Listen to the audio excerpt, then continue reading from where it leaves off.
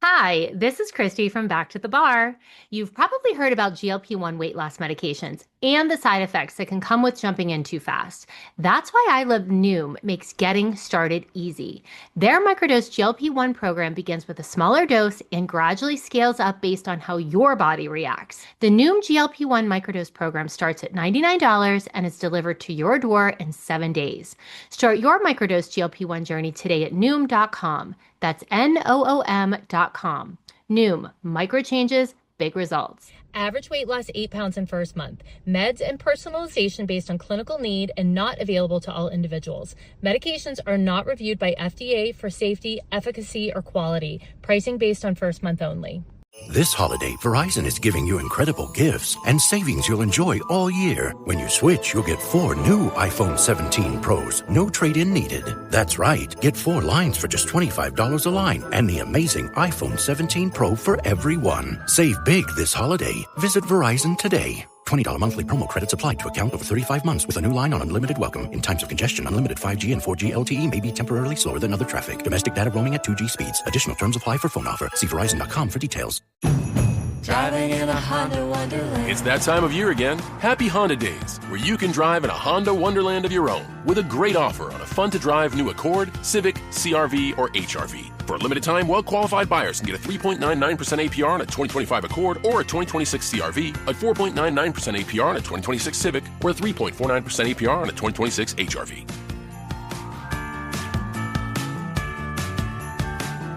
See dealer for financing details. Exclude Civic SI and Type R. This holiday, Verizon is giving you incredible gifts and savings you'll enjoy all year. When you switch, you'll get 4 new iPhone 17 Pros. No trade-in needed. That's right. Get 4 lines for just $25 a line and the amazing iPhone 17 Pro for everyone. Save big this holiday. Visit Verizon today. $20 monthly promo credits applied to account over 35 months with a new line on unlimited welcome. In times of congestion, unlimited 5G and 4G LTE may be temporarily slower than other traffic. Domestic data roaming at 2G speeds. Additional terms apply for phone offer. See Verizon.com for details. I'm done with subscriptions. Streaming, fitness, razors, vitamins. I've got subscriptions for everything in my life. They lock you in, and half the time, I can't figure out how to unsubscribe. That's why I'm so excited about the new Blue Apron. Now you can get delicious meals delivered with no subscription needed, including new pre-made options. Keep the flavor, ditch the subscription.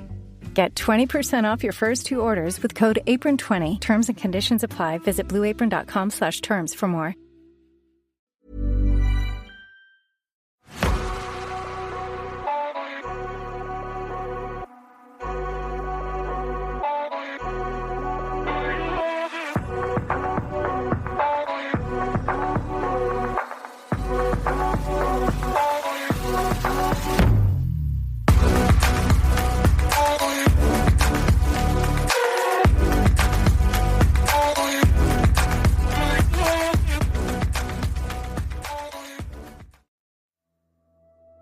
Hello, I'm Sarah, and welcome to the Whispering Woods After Dark.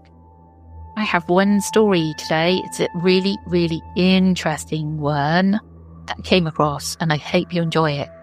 I'll get straight into it. Are you ready for the story? A late summer storm rages over the Ural Mountains. In the small hours of night, beneath flickering lightning, an elderly woman shuffles along a muddy path on the outskirts of Kushtim. 74-year-old Tamara Prosperina clutches her shawl against the rain. She can't shake an uncanny feeling that something has pulled her from bed, as if something is calling out to her in the darkness. Some say Tamara would later claim she felt a voice inside her head urging her toward the old village cemetery.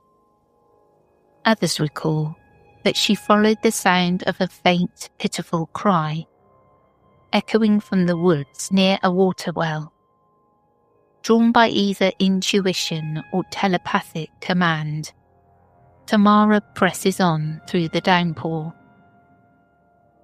A lantern's beam dances across headstones and dripping pine boughs, and then stops on a peculiar sight at her feet. There in a shallow hollow of sand and wet leaves, something stares back. It's small, astonishingly small, perhaps only 10 inches long. In the harsh white of a lightning flash, the figure's skin gleams grey-brown and hairless.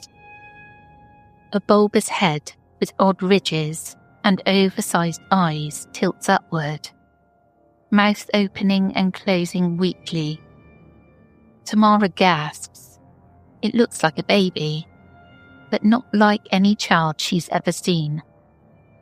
Trembling, she wraps the tiny being in her shawl. It makes a thin, squeaking noise, lips quivering, as if trying to form words. Thunder crashes as Tamara cradles the creature to her chest. "It's okay, little one," she whispers, voice lost in the wind. In that moment, the lonely pensioner believes fate has given her a miraculous gift. Child from the stars, or perhaps from the spirits of the forest. She will call him Alyoshenka. Pushtim is not the kind of place most ordinary people think of when they hear the word otherworldly. It's a modest industrial town in Russia's Chelyabinsk Oblast, about 1,700 kilometers east of Moscow. Tucked in the foothills of the Urals, the area was long known for its mines and factories, and for one secret. Decades before Tamara's discovery, in 1957, Pushtim suffered the Soviet Union's first major nuclear disaster. An explosion at the nearby Mayak plutonium plant unleashed radioactive fallout across the region. Locals still tell stories of mutant fish caught in contaminated lakes. Fish with no eyes or missing fins, grotesque products of radiation. By the summer of 1996, Pushtim and its surrounding villages were going through particularly hard times. The Soviet era had ended, and many, like Tamara, lived in poverty and isolation. Tamara herself resided in a tiny hamlet just outside of Pushtim. She was a retiree, known to neighbours as a bit eccentric, but generally harmless. Life hadn't been kind to her. She grappled with mental health issues, later diagnosed as schizophrenia, and had endured personal loss. In fact, Alyoshenka was a pet name she knew well. Her only son, Alexei, Alyosha for short, was grown, and by 1996, sitting in prison for theft.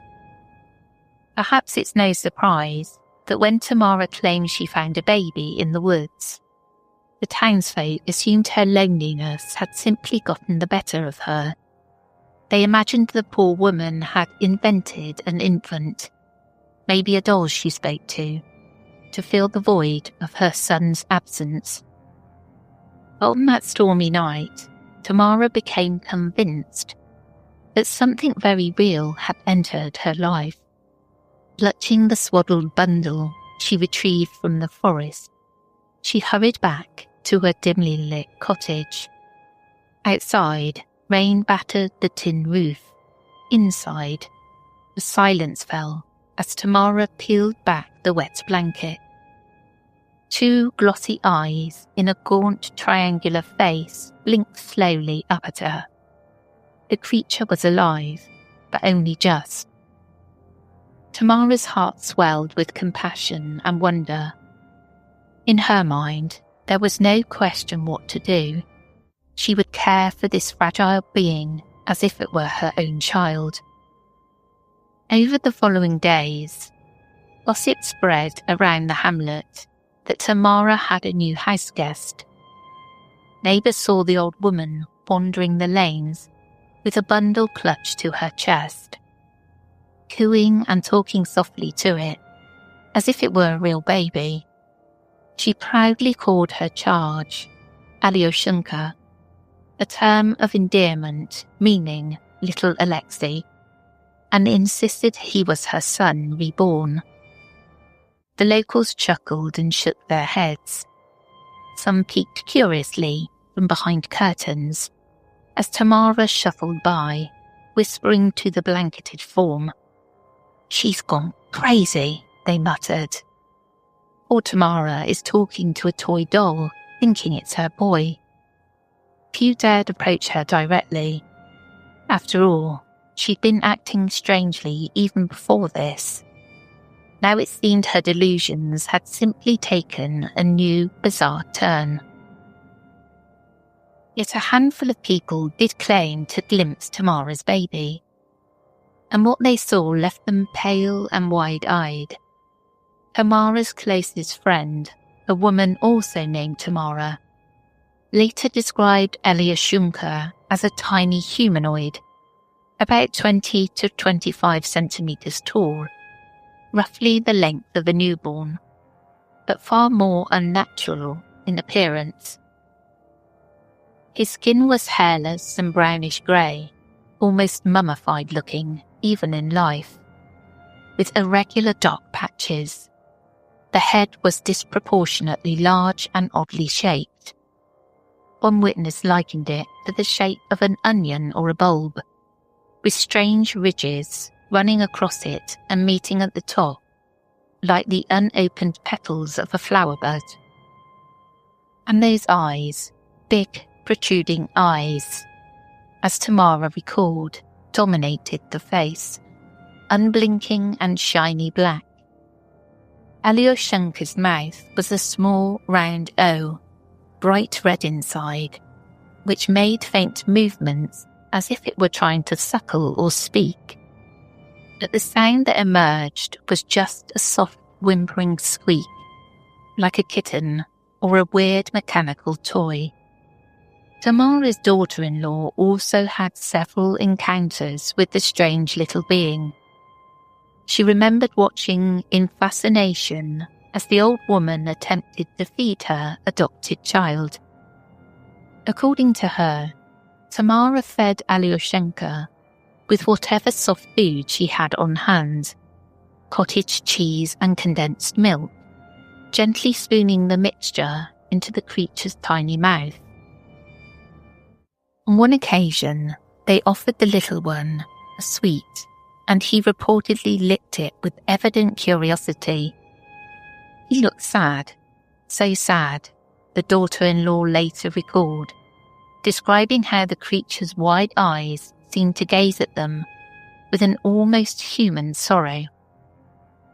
Seeing Alyoshenka stirred a deep pity and discomfort in her. It was as if she intuitively knew she was in the presence of something that should not exist. A living paradox that evoked equal measures of compassion and fear. Not all descriptions were consistent. Few accounts diverged. One local man, who bragged of seeing the creature, claimed Alyoshenka had patches of fuzzy hair and blue eyes, a detail others vehemently denied. Another neighbour insisted the being was completely hairless and ashen, like a withered fetus. Some swore the diminutive humanoid could stand upright on the bed for moments at a time, while others only ever saw it lying limp in Tamara's arms. The few points everyone agreed on were that Alyoshenka was alarmingly tiny, uncannily alien in looks, and not a normal human infant by any stretch. Even those sceptical of flying saucers couldn't help but remark that the creature looked like an alien, the classic grey-skinned, big-eyed visitor from another world. Tamara herself paid little mind to what the neighbours believed. In her reality, Alyoshenka was her baby, a helpless child entrusted to her care by forces unknown. She kept him swaddled in warm blankets in her modest apartment, singing lullabies and talking to him for hours. She claimed the creature would respond to her voice and soft coos, and would wrap his tiny malformed fingers around her knuckles. A weak grip, unmistakably alive. Strangely, the being hardly ever cried, like a human newborn would. It made no tears or loud wails.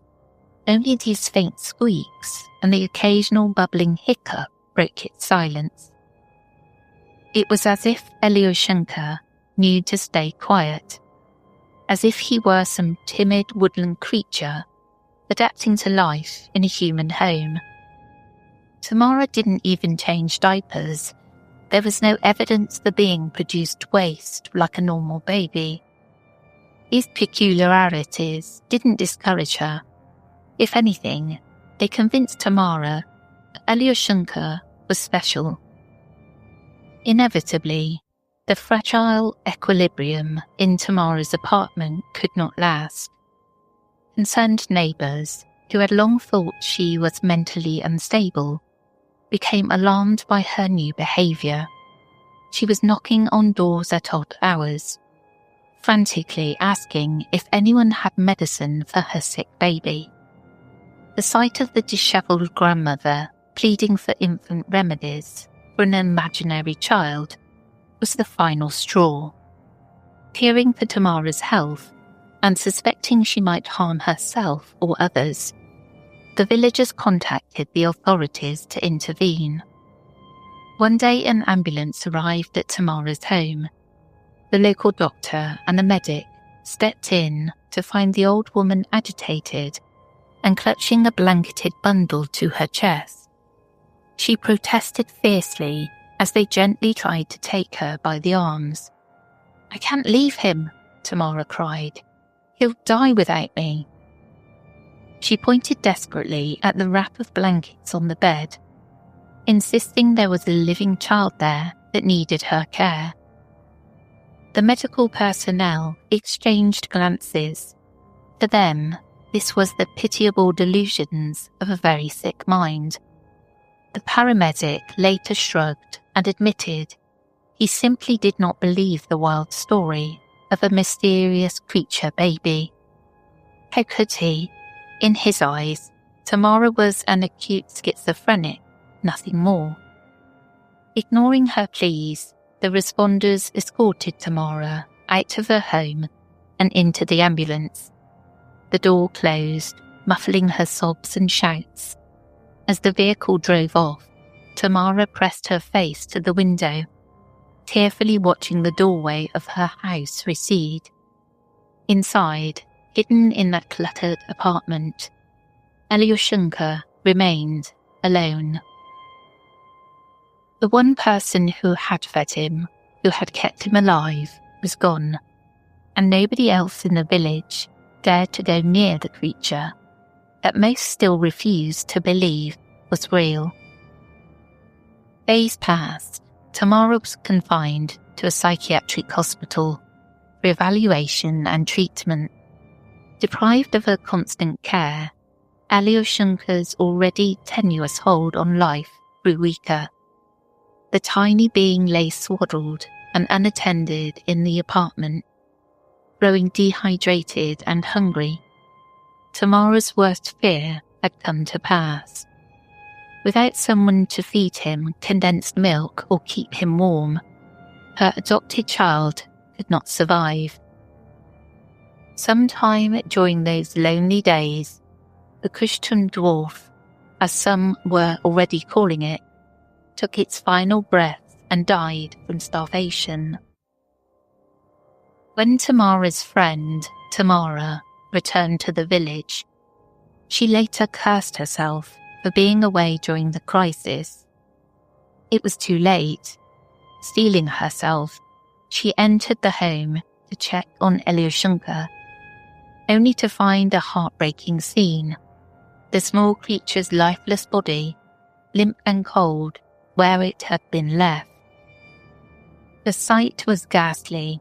the once living creature had rapidly deteriorated, his skin desiccating and features sunken until he looked like a tiny mummy.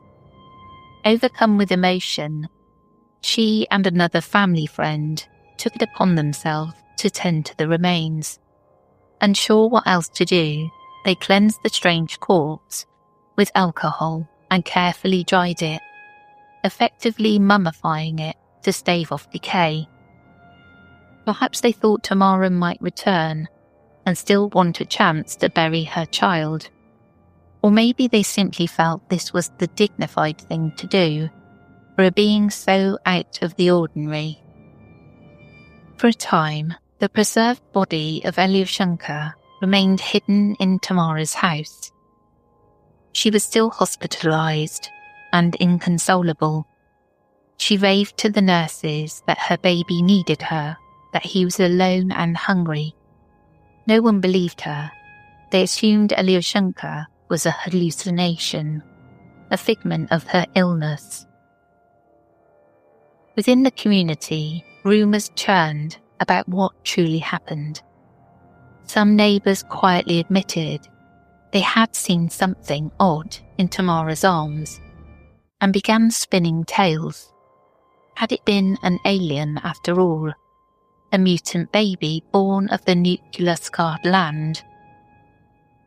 The next chapter arrived in the unlikeliest way.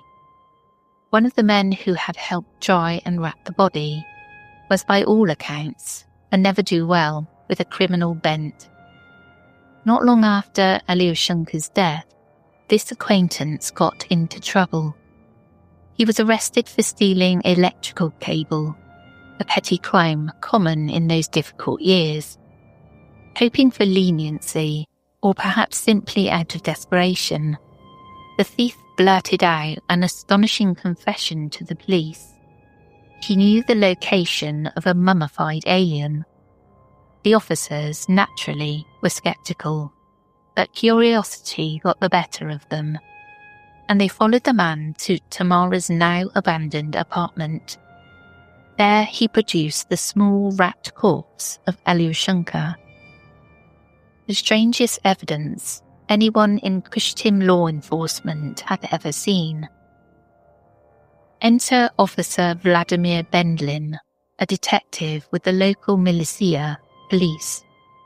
It was Bendlin who first took custody of the little corpse, and in doing so, plunged headlong into one of the most baffling cases of his career. By then, summer had turned to autumn. Under normal circumstances, a dried fetus found in a village would be a matter for coroners and perhaps a quiet burial. But Alyoshenka's appearance was anything but normal. Bendlin's superiors saw no upside in chasing little green men.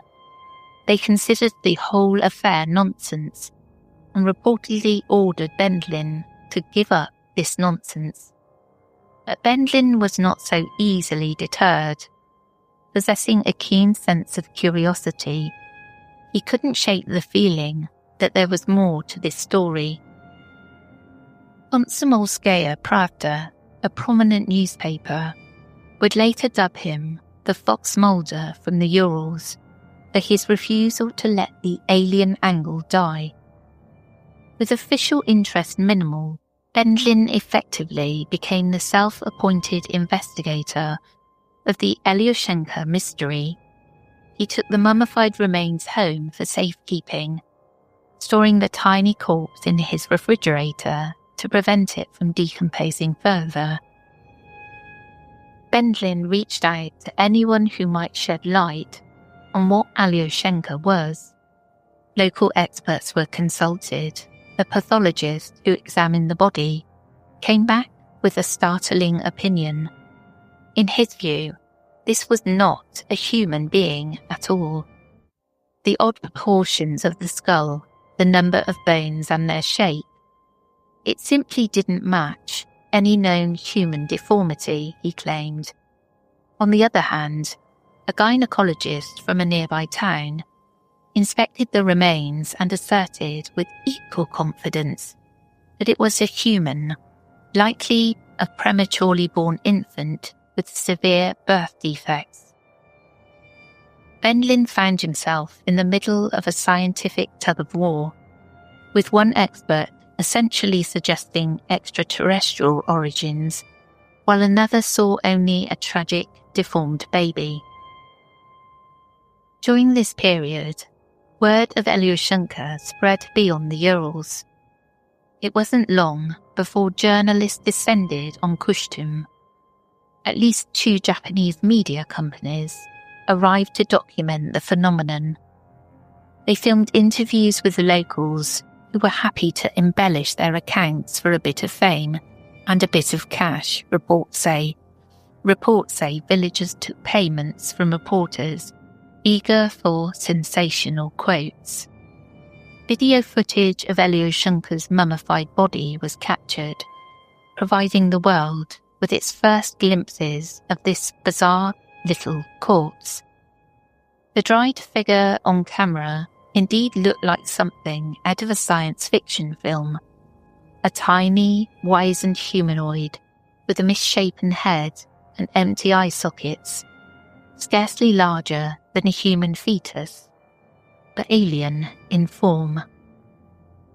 Benlin, determined to get to the bottom of the mystery, even contacted UFO researchers. A group of ufologists from the city of Kamensk-Uralsky expressed keen interest and offered to help analyse the specimen. Trusting their intentions, Benlin allowed these enthusiasts to take Alyoshenka's body for examination, a decision he would come to deeply regret. The UFO group took the mummy and left Kushtum, and never returned. They effectively vanished with the evidence, cutting off contact and taking Alyoshenka on a journey into obscurity. By the time Benlin realised he'd been duped, it was too late. The key to the whole riddle slipped through his fingers. In hindsight, the police investigator acknowledged that this was his critical mistake. He gave the Kushtum dwarf away to outsiders and lost control of the case. In the years that followed, journalists and scientists would hunt for any trace of Alyoshenka's remains, but to no avail. The little mummy had simply vanished. Some said that the whole thing was a cover-up. Perhaps the authorities, or even the military, confiscated it quietly to avoid embarrassment or panic. Others suspected the ufologists sold the specimen to a wealthy collector of oddities, meaning Alyoshenka might even today lie in a private vault or display cabinet somewhere, far from his home soil. With the body gone, all that remained were a few strands of hair-like fibre from the blankets, and some photographs and VHS tapes taken during the brief window when Alyoshenka was in human hands. This holiday, Verizon is giving you incredible gifts and savings you'll enjoy all year. When you switch, you'll get 4 new iPhone 17 Pros, no trade-in needed. That's right, get 4 lines for just $25 a line and the amazing iPhone 17 Pro for everyone. Save big this holiday. Visit Verizon today. $20 monthly promo credits applied to account over 35 months with a new line on unlimited welcome. In times of congestion, unlimited 5G and 4G LTE may be temporarily slower than other traffic. Domestic data roaming at 2G speeds. Additional terms apply for phone offer. See Verizon.com for details. Hi, this is Christy from Back to the Bar. You've probably heard about GLP-1 weight loss medications and the side effects that can come with jumping in too fast. That's why I Love Noom makes getting started easy. Their microdose GLP-1 program begins with a smaller dose and gradually scales up based on how your body reacts. The Noom GLP-1 microdose program starts at $99 and is delivered to your door in 7 days. Start your microdose GLP-1 journey today at Noom.com. That's Noom.com. Noom, micro changes, big results. Average weight loss 8 pounds in first month. Meds and personalization based on clinical need and not available to all individuals. Medications are not reviewed by FDA for safety, efficacy, or quality. Pricing based on first month only.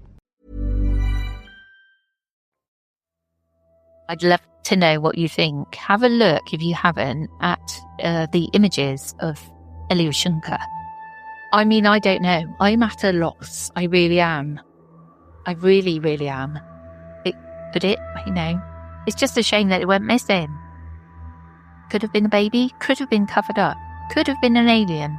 I really don't know, but I thought it was a really interesting story. Well, that's it from me today. I hope you enjoyed, and we will catch you again tomorrow. Take care, everyone.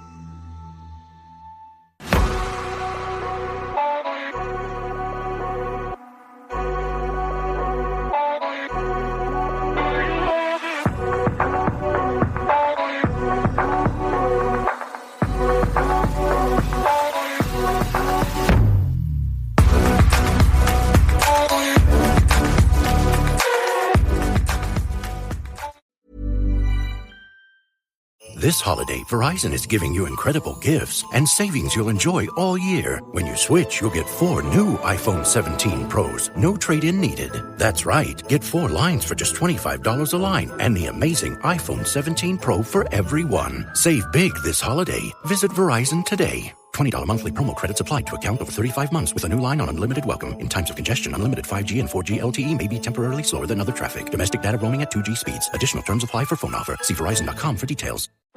What does it mean to live a rich life? It means brave first leaps, tearful goodbyes, and everything in between. With over 100 years' experience navigating the ups and downs of the market and of life, your Edward Jones financial advisor will be there to help you move ahead with confidence. Because with all you've done to find your rich, we'll do all we can to help you keep enjoying it. Edward Jones, member SIPC. The stories told on the Whispering Woods are inspired by historical records, witness reports, and local folklore. While every effort is made to research and represent events accurately, some details, names, and locations may differ from official accounts or have been changed out of respect for those involved. These episodes are created for storytelling and entertainment purposes and should not be considered definitive fact or investigative journalism.